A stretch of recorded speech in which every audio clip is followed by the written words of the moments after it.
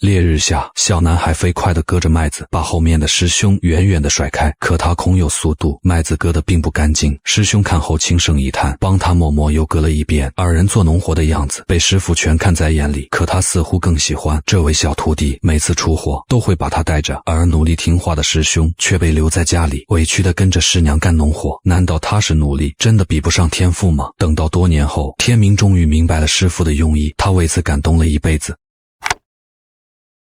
这部电影是第4代导演吴天明的遗作，唢呐悲凉的声音充斥着整部影片。这是民俗文化最后的哀鸣。在无双镇上有金木水火土5个村庄，住在水庄的焦三爷凭着一曲百鸟朝凤成了远近闻名的唢呐王。在那个年代，能把唢呐吹好不仅能解决生计，更是一种莫大的荣誉。焦三爷虽是个庄稼人，却因为唢呐自有一股傲气和坚持。天明的父亲没能学唢呐，遗憾了一辈子。这次他把希望全部寄托在儿子身上。天明本不想学唢呐，可父亲不容他反抗。我不想学唢呐。你再敢说这话，看老子不撕破你的嘴！父亲让天明拜的师傅正是焦三爷。见焦三爷在家，父亲连忙上前递烟，可脚下一滑，摔倒在地上。父亲顾不上头上的伤，连忙招呼儿子给焦三爷磕头。可这头不是想磕就能磕的，因为焦三爷收徒，一看天资，二看德行，如若不服，就算送钱送物也一概拒绝。这娃看起来不像是13的呀。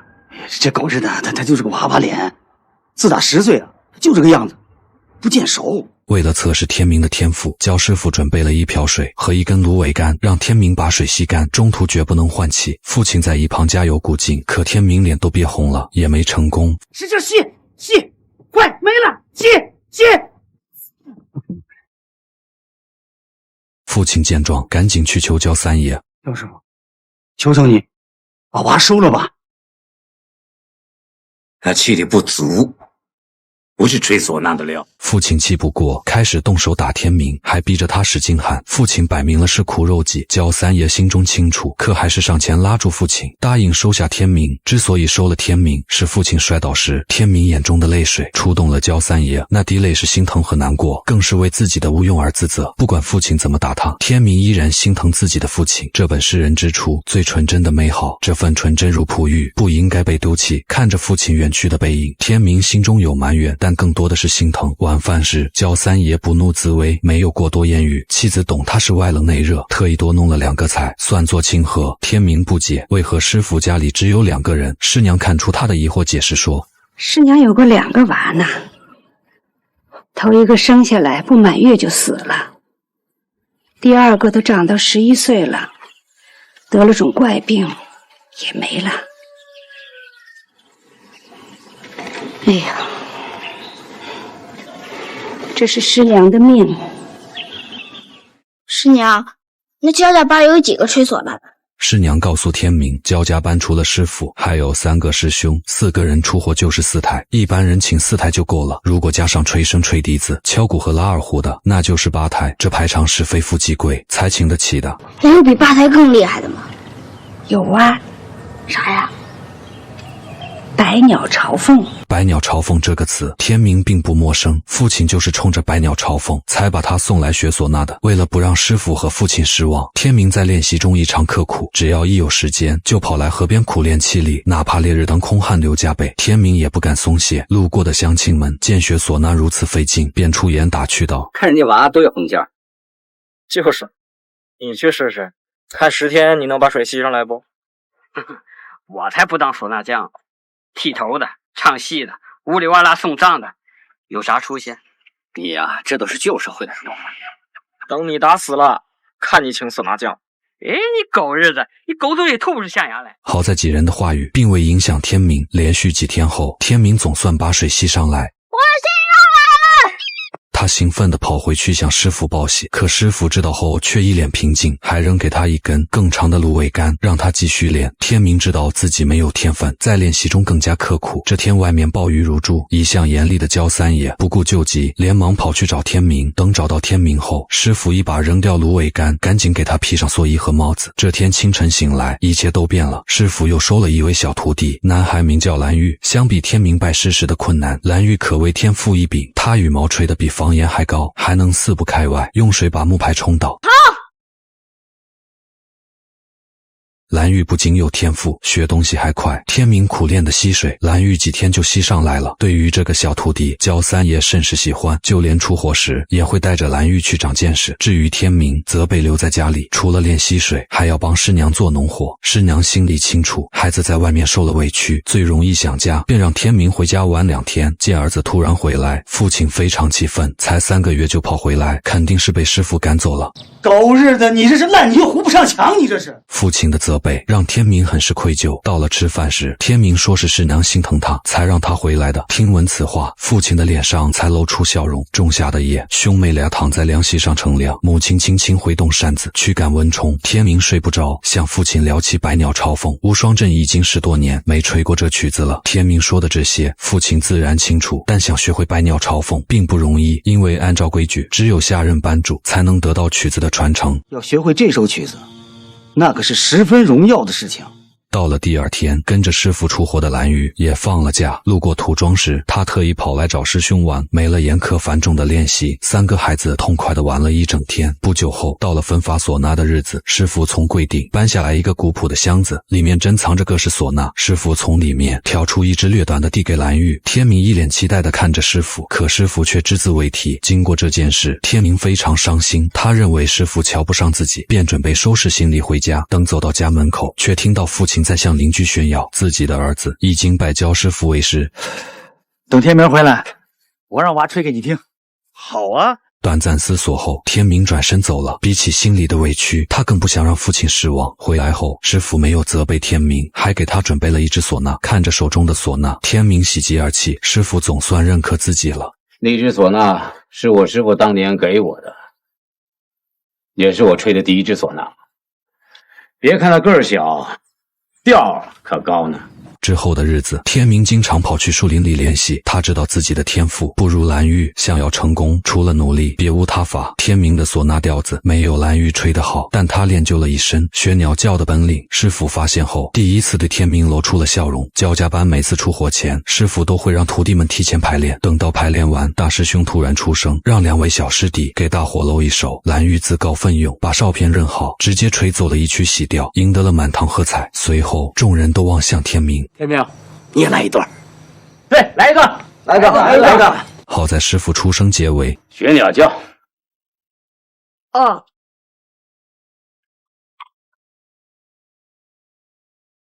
金丝雀，布谷鸟，锦鸡，母鸡下蛋了。好。同样是掌声一片，但更让天明开心的是师傅的一句话：明天天明也跟着去吧。这次出活去的是金庄村长家，主家一大早就让人赶来接师，所有器乐都有专人护送，可天明却不舍得。哪有唢呐匠自己拿东西的道理？把唢呐交给别人，天明说什么都不肯。好在师傅懂得徒弟的心思，哎，就让他自己拿吧，他把你给弄丢了。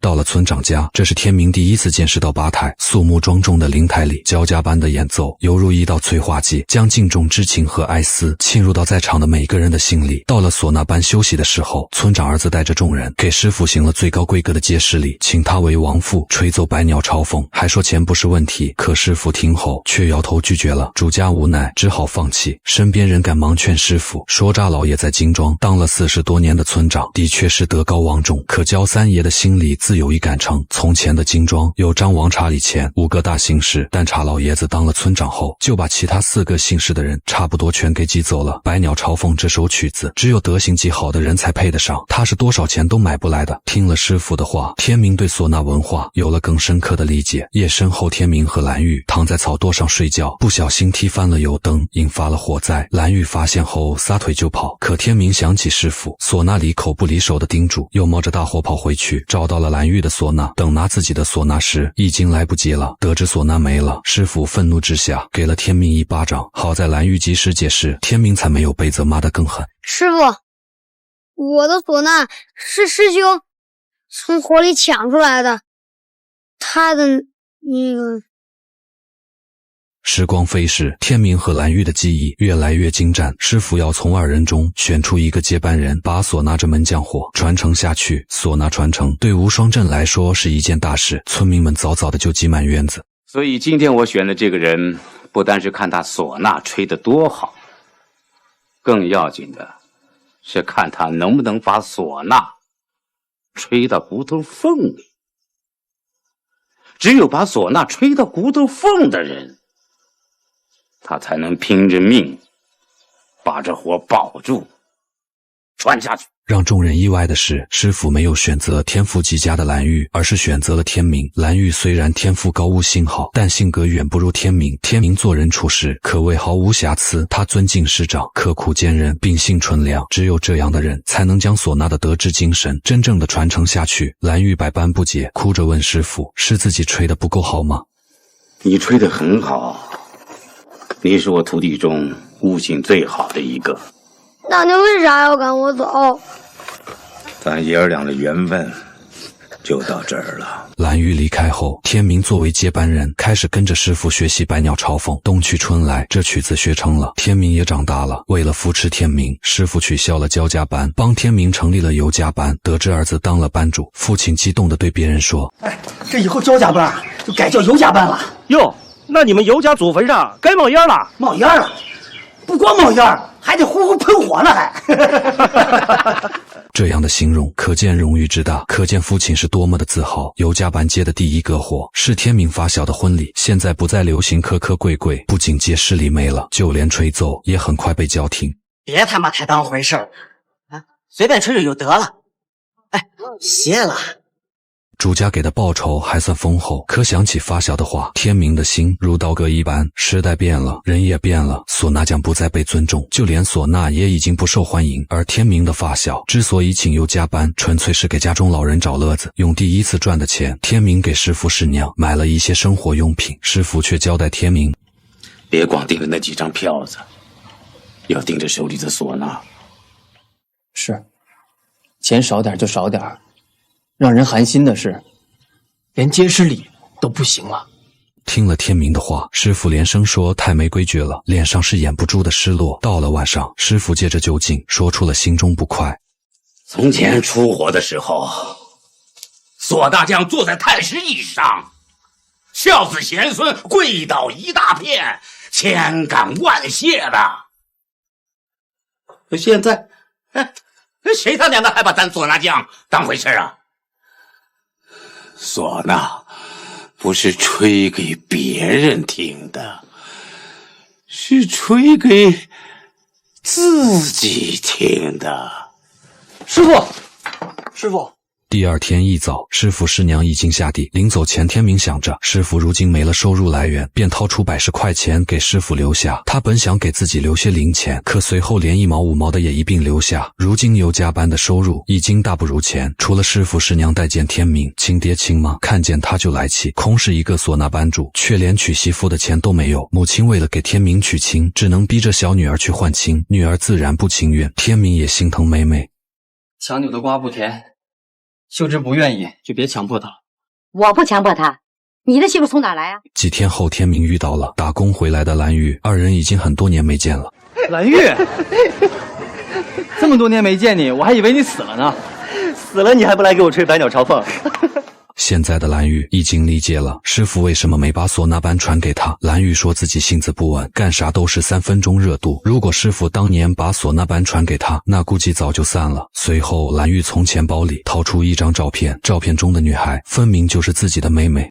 啥时候好上的？半年多了。蓝玉告诉天明，想要赚钱就要去大城市，不能一直憋在无双镇。去西安？打算干啥？还没想好。骑驴看账本，走着瞧呗。天明知道母亲不会同意二人在一起，只能帮着隐瞒。相比于牺牲妹妹去换亲，他更希望妹妹能去追求自己的幸福。啥时候走啊？你们？再过3、5天吧。相比于唢呐，现在更流行的是西洋乐器。不久后的一次出火，天明的尤家班就遇上了洋乐队。看到乡亲们都被洋乐队吸引，主家上前叫停了尤家班。那只喇叭那么长，那叫长号，一拉出来还要长啊。失落的天明耳朵一阵轰鸣，好在师傅及时赶到，才把他混乱的思绪给拉回来。有了师傅坐镇，天明的尤加班卯足劲继续吹奏。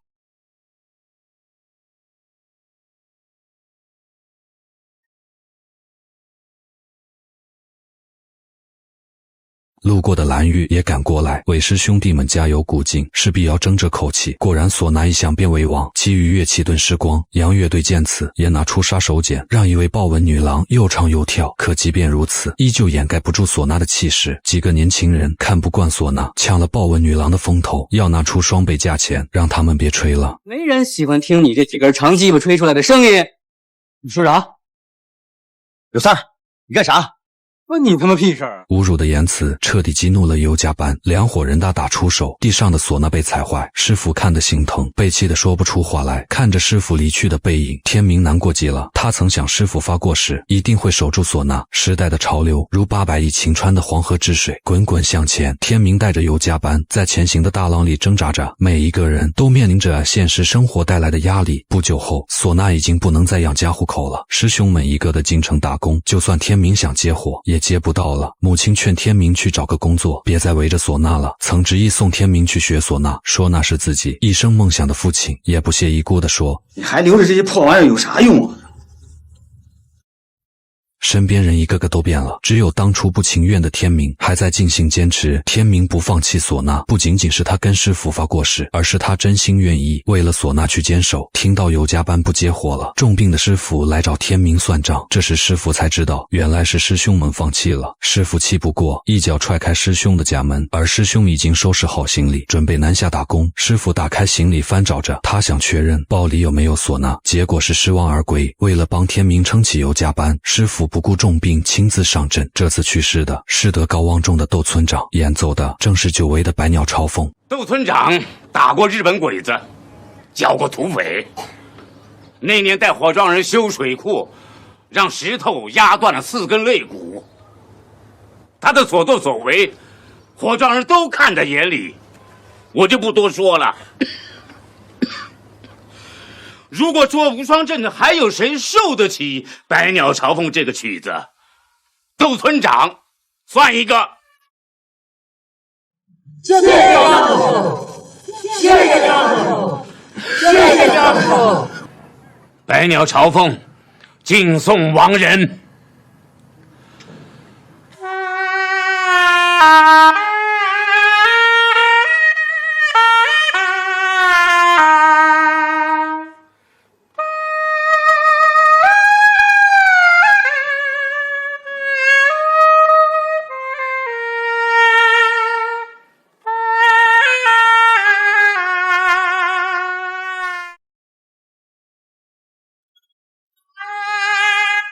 哀婉的曲调震撼了在场的每一个人。天明回头间看到一丝鲜血从师傅的唢呐里流出来。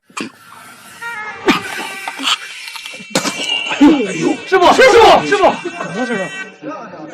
在病痛的折磨下，师傅吹不动了，天明顶上接着吹。唢呐中传出的哀鸣，不仅为逝去的亡人，也为日渐衰微的唢呐记忆。天明吹奏的异常卖力，而师傅的目光比任何时候都坚定。师傅这一生把唢呐看得比金钱、利益乃至生命都重要，这一份情怀在如今物欲横流的社会里弥足珍贵。可这份情怀却不是人人都能体会的。就像这部电影上映时，63岁的制片人方丽下跪求拍片的一幕，被很多人认为他是在卖情怀，是为了炒作博取关注度。可即便是卖情怀，求的也只是拍片量，而不是大众的好评。毕竟这是一个酒香也怕巷子深的时代。导演吴天明曾为修改剧本闭关1月有余，时常是一边创作一边痛哭。作为第4代导演，他一手发掘培养了张艺谋、田壮壮、陈凯歌等第5代导演。对电影人来说，他便是那背时一般神圣的焦三爷，无人不对他躬身跪拜。可在自己的电影中，他似乎还是那个为了吸到一口河水便跑遍半个村子的天明，也是那个看遍了世事更迭却还独自呵护擦拭着唢呐如命的守望者。吴天明导演在电影完成剪辑后的1个月就离世了。所以说，这部电影是一部双重挽歌，惋惜了一代匠人难以坚守的传统文化，也惋惜了一代名导的电影生涯。继续说回电影，师傅查出了肺癌晚期，父亲得知后把家里的羊都卖了，让天明拿着给师傅看病。可师傅却坚持出院，还把家里的牛羊卖了，要把钱留给天明，让他重新置办物件，继续把尤家班撑起来。师傅交代天明，等自己走后，给他吹4台就行。师傅，我给你吹百鸟朝凤。舍不得，舍不得。几天后，天明进城去看望打工的妹妹和蓝玉。此时远处传来唢呐声，循声望去，竟然是一位老人在吹奏唢呐讨钱卖艺。这一幕天明看了很久，一个时代取代另一个时代，是无人可以逃脱的命运。老一辈那种安分守己的幸福，是怎么也奈何不了喧闹的时代洪流的冲击，最终人还是会无力反抗的退出。唢呐依然，这一刻的天明难以为继的心痛。电影最后，唢呐被纳入了非遗，天明在师傅坟前吹奏起百鸟朝凤。此时别说4台了，甚至连第2个人都没有。天明穿着白背心加红腰带，表现出对唢呐的执着以及深入骨髓的爱。这爱里也掺杂着命运被绑定的无奈和对脱离绑定的彷徨。焦三爷的无后和天明的畏惧似乎都在暗示，传统匠人的无以为继更是还原了民间唢呐艺术被现代文明挤压消亡的过程。我敬佩那些匠人，是他们用生命承载了一门手艺的传承，让子孙后代看到这沉稳坚韧的匠人魂。这样的影片是所有真诚的影人和严肃认真的观众所希望看到的。不论是影人还是民间艺人，本质上都是一样的，缺乏了京城的工匠精神，出来的作品只能是快消品。很显然，焦家班每一次出货都不是，这部影片《百鸟朝凤》更不是。吴天明导演在向我们传达什么是匠人精神时，也向我们提出了一个时代的大问题：被文化潮流淘汰的传统文化将何以为继？置身于其中的我们又将何去何从？那些优秀的百鸟朝凤们是否真的就该消失，又或者真的只是缺少了国内传统文化生根发芽的土壤？我相信有些文化会一直存在，就算因时间的推移而消亡，也始终存在我们心里，成为一段难以忘怀的记忆。就像焦三爷说的，唢呐不是吹给别人听的，而是吹给自己听的。这也正是导演吴天明想对所有人说的话。斯人已去，百鸟朝凤还在，唢呐声声如黄河之水，奔流不息。唢呐不是吹给别人听的，是吹给自己听的。